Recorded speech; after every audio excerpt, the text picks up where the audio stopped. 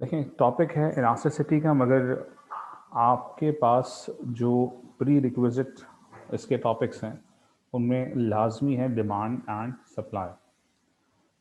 Demand and supply की concepts, price factor, non price factors, इसके साथ साथ आपके पास मार्केट, इक्विलिब्रियम, डिसइक्विलिब्रियम, उसके बाद चेंजेस इन इक्विलिब्रियम, और कहीं ना कहीं idea consumer surplus producer surplus का है, तो आप एक बेहतर पोजीशन में हैं कि आप इलास्टिसिटी को समझ सकें। दो वर्ड से बात को स्टार्ट करता हूँ, सेंसिटिविटी, रिस्पॉन्सिवनेस। Sensitivity, responsiveness. जब आप रिस्पॉन्सिवनेस को समझ जाएं, जब आप सेंसिटिविटी को समझ जाएं, तो बहुत ही आसान है कि हम इलास्टिसिटी को क्लियर कर पाएं। फॉर इंस्टेंस, हमारे पास वेरिएबल्स आते हैं। वेरिएबल्स क्या हैं? तो समझदार तो आप लोग हैं माशाल्लाह, आपसे बात की जा सकती है। किसी खूबसूरत लड़की ने एक लड़के को देखा, ठीक है जी, किसी खूबसूरत लड़की ने एक लड़के को देखा, तो smile of a pretty girl. तो दूसरी तरफ जो साहब हैं, उनके दिल में भी लड्डू, खुशी के लड्डू फूल उठे। अच्छा जी, तो इसमें से क्या अपनी बात क्या है? इसमें अपनी बात क्या है? Sensitivity, responsiveness. हमारे दो वेरिएबल्स कौन से हैं? एक में आपने कहा ब्यूटीफुल गर्ल या गर्ल, दूसरी तरफ जो आपके पास वेरिएबल आया वो आया बॉय। दो वेरिएबल्स आपके पास आ गए। इन दो वेरिएबल्स को लेकर अब हमने बात को समझना है एक्शन और रिएक्शन। एक्शन और रिएक्शन क्या हुआ? एक का एक्शन था स्माइल और दूसरे का रिएक्शन था कि वो खुश हुआ। So that is the case of sensitivity and responsiveness, the idea of sensitivity and responsiveness। अगर आपको ये सेंसिटिविटी समझ में नहीं आई तो अगली बात जो हम अक्सर एड में सुनते हैं, जो सेंसोडाइन का एड आता है, एक प्रोडक्ट है सेंसोडाइन, टूथपेस्ट है, तो वो कहते क्या हैं? वो कहते ये हैं कि जी दांतों में ठंडा गर्म लगना। तो दांतों में ठंडा गर्म लगना, दैट इज नोन एज, अब अगर हम इसको थोड़ा सा टेक्निकल वे के लेके चले तो इसमें क्या बात हम समझेंगे कि सर एक वेरिएबल हो गया आपके दांत, और दूसरा वेरिएबल हो गया कि उसमें किसी किस्म का अफेक्ट आ रहा हो, दैट इज नोन एज ठंडा लग रहा हो, गर्म लग रहा हो, या वो दांतों को मुतासर कर रहा हो। ठीक है, तो क्या कहेंगे कि दांत सेंसिटिव है, दांत कमज़ोर हैं। समझ में आ रही बात? या दांत जो है ना मजबूत नहीं है। ठीक है, इससे भी कौन सा कॉन्सेप्ट समझ में आया? Sensitivity, responsiveness. ठीक है भाई, तो दोनों तरीके से बात को समझा दी। आप चाहें जिस तरह से समझना चाहें रिस्पॉन्सिवनेस को समझ लें। अच्छा, या तीसरी बात, आजकल काफ़ी फ्लू का ज़माना है, सो स्मेल किसी को आ नहीं रही, सही है, गुड स्मेल भी नहीं आ रही, फ्रेगनेंस भी आ रही, और किसी किस्म की बू भी नहीं आ रही। सो इसको कहा जा सकता है कि भाई मेरे पास वो सेंसेस नहीं है कि मैं किसी चीज़ को स्मेल कर सकूं, तो सेंसिटिव नहीं है। सेंसिटिव ना होना, ठीक है, रिस्पॉन्ड ना करना, रिस्पॉन्ड ना करना। ठीक है, तो ये बातें आपने इस्टेब्लिश करी सिर्फ किसके हवाले से? सेंसिटिविटी और रिस्पॉन्सिवनेस के हवाले से। इसी सेंसिटिविटी और रिस्पॉन्सिवनेस को आप आज समझेंगे इलास्टिसिटी। तो इलास्टिसिटी को अगर हम डिफाइन करें तो it could become responsiveness of one variable on to another। responsiveness of one variable on to another, इसका मतलब एक वेरिएबल का रिस्पॉन्स अगले वेरिएबल पे, that is known as elasticity. I repeat, एक वेरिएबल का रिस्पॉन्स अगले वेरिएबल पे, that is known as elasticity. वो लोग जो ओ लेवल से इसको सुनते हुए आ रहे हैं या उनके पास पहले से कॉन्सेप्ट है इलास्टिसिटी का, कभी कभी चीज़ों को हम पढ़ लेते हैं टॉपिक के तौर पर, मगर उसकी अंडरस्टैंडिंग को डेवलप करना, उसकी कनेक्टिविटी, उसकी समझ बहुत देर से आती है।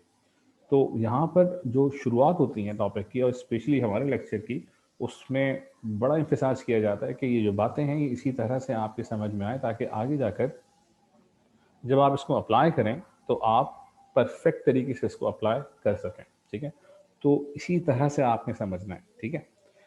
वन वेरिएबल, अनदर वेरिएबल, इसका रिस्पॉन्स, ये आपने वर्ड समझ लिया, responsiveness of one variable on to another, that is known as elasticity, ठीक है।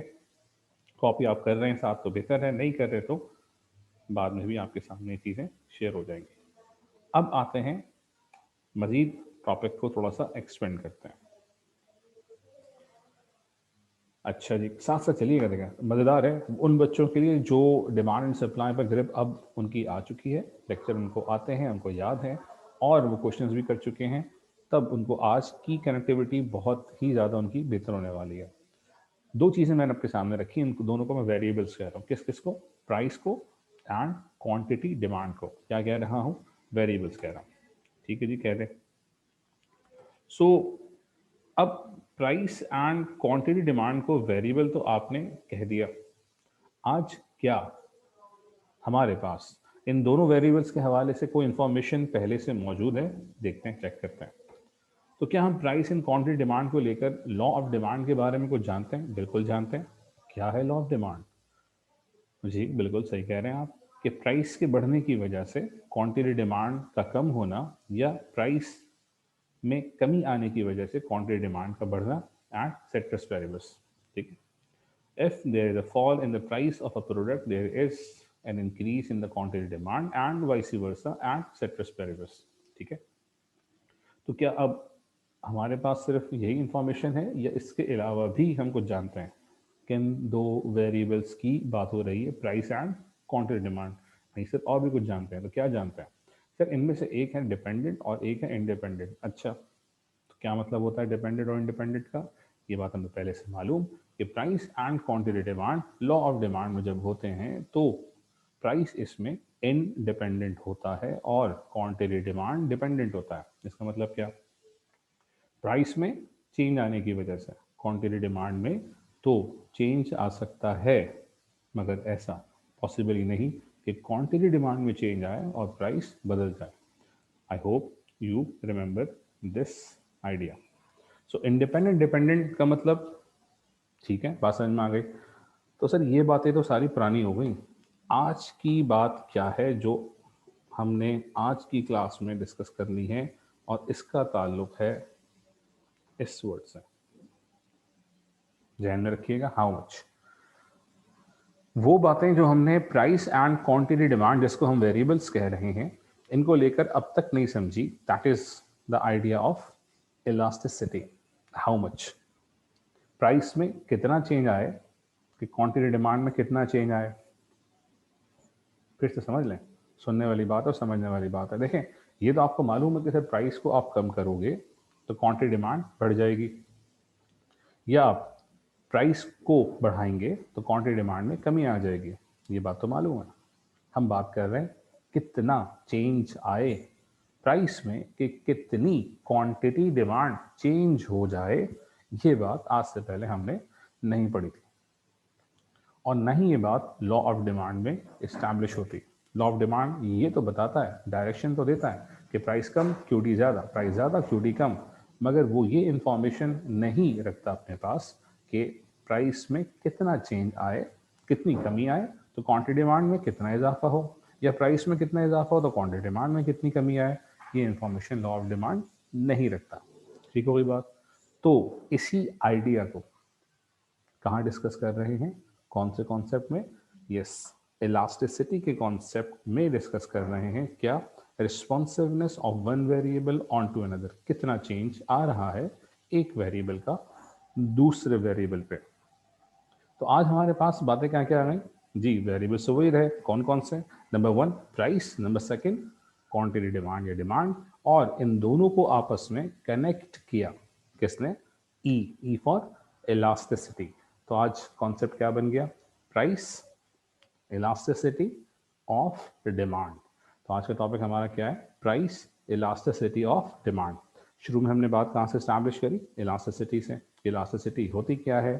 सेंसिटिविटी और रिस्पॉन्सिवनेस को इलास्टिसिटी कहा जाता है। और फिर हमने इन बातों को कनेक्ट किया प्राइस एंड क्वांटिटी डिमांड को लेकर, लॉ ऑफ डिमांड को समझाया, डिपेंडेंट इंडिपेंडेंट समझा, और ये बात समझी कि आज से पहले तक हमने कौन सी ऐसी बात नहीं पढ़ी लॉ ऑफ डिमांड में या प्राइस एंड क्वांटिटी डिमांड को लेकर, जो आज के टॉपिक में इलास्टिसिटी के टॉपिक में हम डिस्कस करेंगे। तो अब तक हम पहुंच चुके हैं पीईडी तक। आइए पीईडी को समझते हैं। पीईडी का मतलब क्या? जी बिल्कुल, प्राइस इलास्टिसिटी ऑफ डिमांड। अब price elasticity of demand PED लिखने के बाद आइए इसकी डेफिनेशन को भी एक्सप्लोर करते हैं कि इसकी डेफिनेशन क्या है। It measures the change in quantity demand as per the change in price. It measures the change in quantity demand as per the change in price. क्या मतलब है इसका? प्राइस में चेंज आने से, जुमला इस तरह से शुरू होगा, प्राइस में चेंज आने से क्वांटिटी डिमांड में कितना चेंज आया, ये बात कहलाती है पीईडी। आई रिपीट, प्राइस में चेंज आने से क्वांटिटी डिमांड में कितना चेंज आया, ये बात कहलाती है पीईडी। तो पीईडी को आपने डिफाइन किया किस, कौन से वर्ड्स के साथ? It measures the responsiveness in quantity demand as per the change in price. So we have established the definition of price elasticity of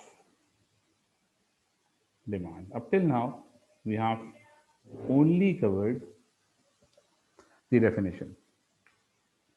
Now let us explore the formula of PED. Okay.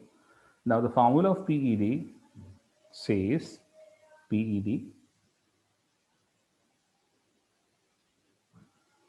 goes to, numerator में आप check कर रहे हैं, देख रहे हैं, percentage change in quantity demand divided by percentage change in price. अच्छा, और क्या बातें जो इसमें आपने नोट करनी है, ये सारी बातें पहले सीख लेते हैं।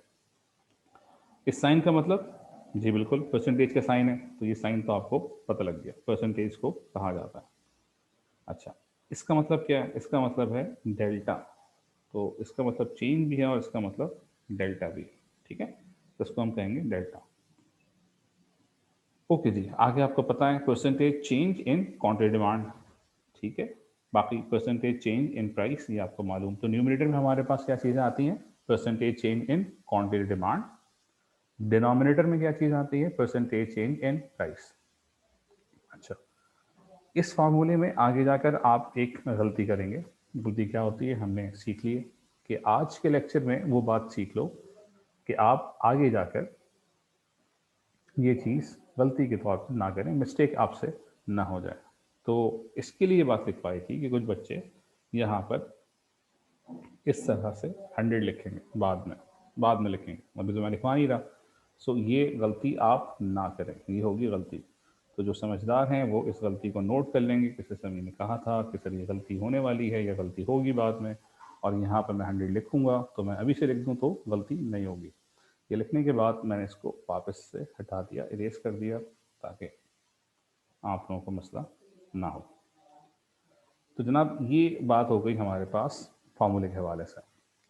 पीईडी का फार्मूला, न्यूमरेटर में वैल्यू लिखी हुई है, percentage change in quantity demand divided by percentage change in price, ठीक है। डिनोमिनेटर में परसेंटेज चेंज इन प्राइस के हवाले से बात हुई, और इस फार्मूले के बाहर माइनस का साइन आया। अब ये माइनस का साइन किस तरह से लिखा हुआ है? फॉर इंस्टेंस यहाँ लिखा हुआ है 1.2, तो अब माइनस का साइन अगर मैं लिखना चाहूँ तो कहाँ लिखता हूँ? इस तरह से लिखता हूँ। ये है मैथ्स का रूल, तरीक़ेकार, ठीक है। इसी तरह से यहाँ पर भी पीईडी के फार्मूले में माइनस का साइन लिख दिया। ओके, यहाँ तक आपके साथ बात हुई फार्मूले के हवाले से, यहाँ तक आपके साथ बात हुई डेफिनेशन के हवाले से। आइए मज़ीद इस पर काम करते हैं। अब समझना ये है कि हमारे पास एक है न्यूमरेटर और एक है डिनोमिनेटर। न्यूमरेटर को सॉल्व करने के लिए हमारे पास फार्मूला है ये, क्या? Percentage change in quantity demand. किस तरह से निकलेगा देख लें। न्यूमरेटर में क्या है, ये रहा, ये लिखा हुआ percentage change in quantity demand. तो न्यूमरेटर को सॉल्व करने के लिए एक और फार्मूला लिखवा रहा हूँ, परसेंटेज चेंज फार्मूला, जो कि कहलाता है new minus old divided by old multiply by 100। Same इसी तरह से डिनोमिनेटर को फाइंड आउट करने के लिए, यानी कि परसेंटेज इन प्राइस कहाँ पे लिखा हुआ है, जरा देख लेते हैं। परसेंटेज इन प्राइस कहाँ लिखा हुआ है, ये लिखा हुआ है कहाँ पर, मेन फार्मूले में, परसेंटेज इन प्राइस। और इसको आप किस तरह से निकालेंगे, इस फार्मूले से, क्या? New minus old divided by old multiply by 100, right.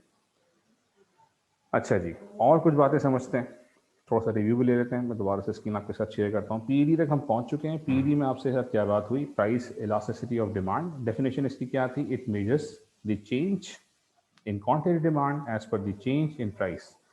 इसकी समझ क्या थी कि सर प्राइस में आने से या प्राइस में चेंज आने से कितना चेंज क्वांटिटी डिमांड पे आया, इस बात को मेजर करता है कौन, पीईडी। कैलकुलेट करता है कौन, पीईडी। तो पीईडी को आपने डिफाइन किया, क्योंकि मेजर्स की बात आई है तो मेजर का मतलब कैलकुलेट, MEASURES, इसको कैलकुलेट भी कहा जा सकता है। तो कैलकुलेशन के लिए ऑब्वियसली कोई ना कोई फार्मूला तो होना चाहिए। तो फार्मूला फिर आपने लिखा PED equals to percentage, minus का साइन आपने बाहर रखा, percentage change in quantity demand divided by percentage change in price multiply by 100। नहीं लिखना नहीं आता फार्मूले में, ठीक है। तो ये फार्मूला आपने स्टैब्लिश करने के बाद अब इसको न्यूमरेटर कहते हैं, सबको मालूम। तो that is known as numerator. इसको डिनोमिनेटर कहते हैं। सो न्यूमरेटर और डिनोमिनेटर के लिए हमने अलग से बात यहाँ पे लिख दी कि सर न्यूमरेटर की वैल्यूज इस तरह से और डिनोमिनेटर की वैल्यूज इस तरह से हम सॉल्व करेंगे। अच्छा जी, वैल्यूज ऑब्वियसली एग्जामिनर प्रोवाइड करेगा और हम यहाँ पर इस स्केड्यूल को लेकर बात करेंगे। ये नॉर्मली क्या लिख रहा है आपको, इसको देखकर आप कह सकते हैं कि सर ये डिमांड शेड्यूल है। डिमांड शेड्यूल में क्या था जी, याद है? A demand schedule, a list, table. जी आगे नहीं याद है तो दोबारा लेक्चर पे जाएं, डिमांड का शुरू जहाँ पे था वहीं करें।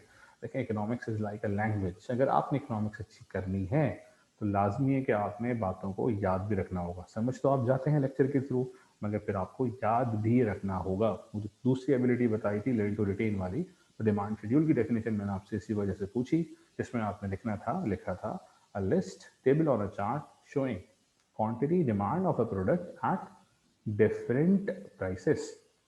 याद आ गई बात? प्राइस किस में होती है, डॉलर में। क्वांटिटी डिमांड किस में होती है, यूनिट्स में। सारी बातें वही पुरानी है। यहाँ क्या लिखा आपने 100, यहाँ लिखा 200, यहाँ लिखा 50, यहाँ पे लिखा 30। अब जरा ऐसी कनेक्टिविटी बनाते हैं। देखें, इस लाइन को जहाँ पे 100 और 50 लिखा हुआ है, इस लाइन को कहा जा रहा है ओल्ड, और इस लाइन को, इस रॉ को 200 और 30 जहाँ लिखा हुआ है, इसको कहा जा रहा है न्यू। ठीक है, तो ओल्ड और न्यू का केस समझ में आ गया। एग्जाम में अगर आपके पास कोई डाटा आता है तो वो इस तरह से आएगा। हो सकता है वो कहे ईयर 2011 और ईयर 2012, ठीक है, या वो आपसे कहे लेटेस्ट, ओल्ड, ठीक है। तो इस किस्म के वर्ड्स इस्तेमाल हो सकता है। तो बहुत सारी चीज़ें, ये फार्मूला कहाँ इस्तेमाल होता है, स्टैट्स में इस्तेमाल होने वाला फार्मूला है, बिल्कुल ठीक है। तो आपने भी इस तरह से एक वर्ड समझ लिया कि सर फार्मूला हमारे पास है new minus old divided by old multiply by 100। अच्छा जी, आगे क्या करना है, new minus old divided by old multiply by 100 को सॉल्व करने का तरीका आपके सामने रखता हूँ। देखें, ये है इसका सॉल्यूशन। सॉल्यूशन भी देख लें और फिर इसको एक बार आप खुद से कर लीजिए। खुद से करेंगे तो सॉल्यूशन होगा, अदरवाइज मैथ्स इस तरह से नहीं आएगी। यहाँ क्या लिखा हुआ है न्यू, यहाँ क्या लिखा हुआ है ओल्ड, यहाँ क्या लिखा हुआ है ओल्ड। उसी फार्मूले में वैल्यूज पुट करी और आपके पास आंसर आ गया -40। ठीक है, फिर से मैं रेफर कर रहा हूँ, कहाँ से वैल्यूज आई हैं जी, वो जो शेड्यूल आपने बनाया 30 -50 वहीं से आया। जरा देख लेते हैं। न्यू माइनस ओल्ड थी किस चीज़ की, ऑब्वियसली क्वांटिटी डिमांड की। तो न्यू इसको कह दिया, ओल्ड इसको कह दिया, तो न्यू माइनस ओल्ड आ गई। तो new minus old divided by old multiply by 100, इसको आपने सॉल्व किया, आंसर आ गया -40। अगली बात, प्राइस के हवाले से भी काम किया। तो प्राइस में इसको न्यू कह दिया और इसको ओल्ड कह दिया, और फार्मूले में आपने प्लेस किया तो ये बन गया new minus old divided by old multiply by 100। तो आपके पास जो वैल्यू आ गई वो आ गई 100। ठीक है जी, ये आपको सॉल्व करने का तरीका भी बता दी।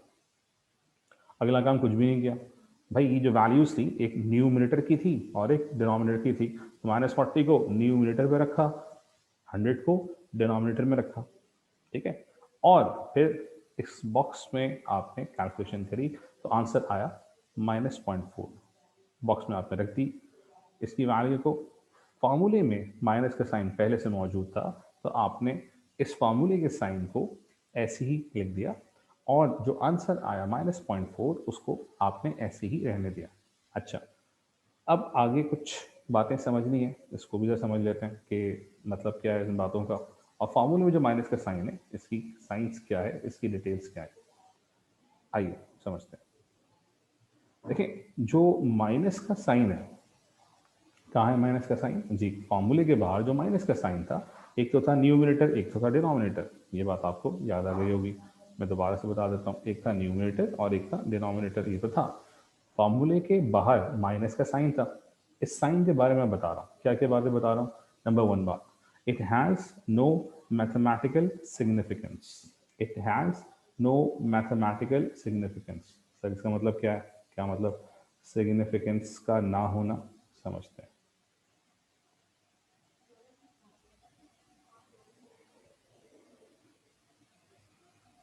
देखिए, मैथमेटिकल सिग्निफिकेंस का मतलब यहाँ पर ये है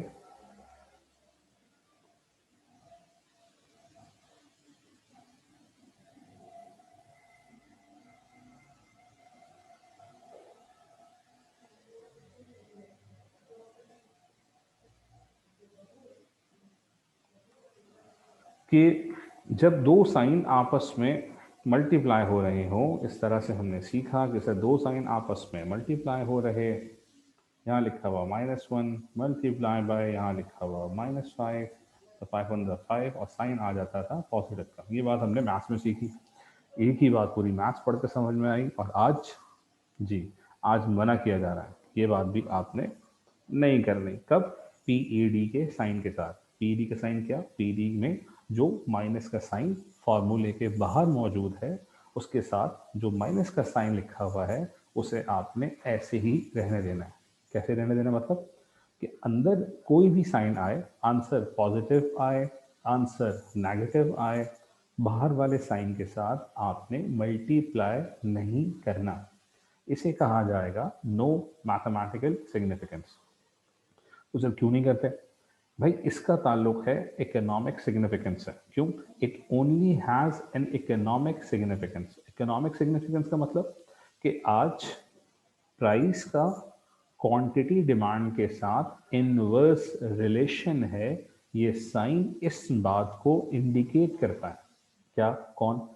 ये साइन जो है इसकी मैथमेटिकल सिग्निफिकेंस ना होने का मतलब ये कि अगर कभी आपके पास आंसर में इस तरह से आपने फॉर्मूला लिखा, फॉर्मूले के बाद आपने इस तरह लिखा, अंदर आया -0.4, ठीक है, ये आंसर आया आपके पास। अब आपने नहीं करना, क्या नहीं करना, यही तो बता रहा हूँ, माइनस इंटू माइनस 0.4 नहीं करना, नहीं करना। अच्छा जी, क्यों नहीं करना? क्योंकि इस फार्मूले में मौजूद माइनस के साइन की मैथमेटिकल सिग्निफिकेंस नहीं है। तो सिर्फ क्या सिग्निफिकेंस है? इसकी सिग्निफिकेंस इकोनॉमिक है। तो इकोनॉमिक सिग्निफिकेंस का मतलब प्राइस का क्वांटिटी डिमांड के साथ इनवर्स रिलेशन इस नेगेटिव साइन के साथ शो हो रहा। प्राइस का क्वांटिटी डिमांड के साथ इनवर्स रिलेशन का मतलब प्राइस में इजाफा तो क्वांटिटी डिमांड में कमी, प्राइस में कमी तो क्वांटिटी डिमांड में इजाफा। इसे कहा जा रहा है नेगेटिव या इनवर्स रिलेशन या इनवर्सली रिलेटेड। तो आज ये बात हमने सीख ली कि सर पीईडी के फॉर्मूले में जो बाहर माइनस या नेगेटिव का साइन है, इसे कभी भी अंदर वाले साइन यानी कि जो बॉक्स के अंदर जो आंसर आएगा इसके साथ मल्टीप्लाई नहीं करेंगे। अब चाहे वो माइनस का साइन आए जैसे हमारे केस में आया, या वो प्लस का साइन आए, एज इट इज रहने देना है। फॉर इंस्टेंस हमारा आंसर आया था 0.4, जरा मैं आपको आंसर्स की तरफ वापस लेकर जाता हूँ। तो पीडी का आंसर आया था -0.4, बिल्कुल ठीक है। तो आपने सिर्फ और सिर्फ इसी तरह से लिख देना है। बॉक्स बनाए या ना बनाए, बॉक्स बनाए ना बनाए का मतलब भाई बॉक्स आप बनाए ना बनाए इसी तरह से रहने देना है, ठीक है, और बॉक्स बना दें तब भी कोई फर्क नहीं पड़ने वाला। काम की बात क्या समझी? काम की बात हमने ये समझी कि सर अगर माइनस का साइन बाहर रखा हुआ है तो अंदर वाले साइन के साथ आपने मल्टीप्लाई नहीं करना, और इसका रीजन आपने समझा, no mathematical significance, only economic significance that represents that price is inversely related to quantity demand as given in the law of demand, right. तो यहाँ तक आपने पीईडी की कैलकुलेशन को समझा। मैं आपको रिकॉल कर रहा हूँ कि हमने कौन कौन सी बातें सीखी। आपने सबसे पहले इलास्टिसिटी को समझा। इलास्टिसिटी को आपने दो चीज़ों से समझा, सेंसिटिविटी और रिस्पॉन्सिवनेस। उसके बाद आपने डेफिनेशन की बात करी। उसके बाद आपने दो वेरिएबल्स प्लेस करे, एक का नाम प्राइस एंड क्वांटिटी डिमांड। दो वेरिएबल्स आपने रखे, उसको आपने लॉ ऑफ डिमांड के साथ कनेक्ट किया। लॉ ऑफ डिमांड को कनेक्ट करने के बाद डिपेंडेंट इंडिपेंडेंट को समझा, हाउ मच वाली बात आपने समझी, और इलास्टिसिटी की जो रीजनिंग है, जो बेसिक्स हैं, जो ओरिजिनलिटी है, वहाँ तक आप पहुँचे। उसके बाद आपने पीईडी का फार्मूला, फार्मूले के बाद उस फार्मूले की जो कैलकुलेशन है जो की जाती है वो आपने सीखी। आई होप कि यहाँ तक आपको बातें समझ में आ गई। ठीक है, ओके जी।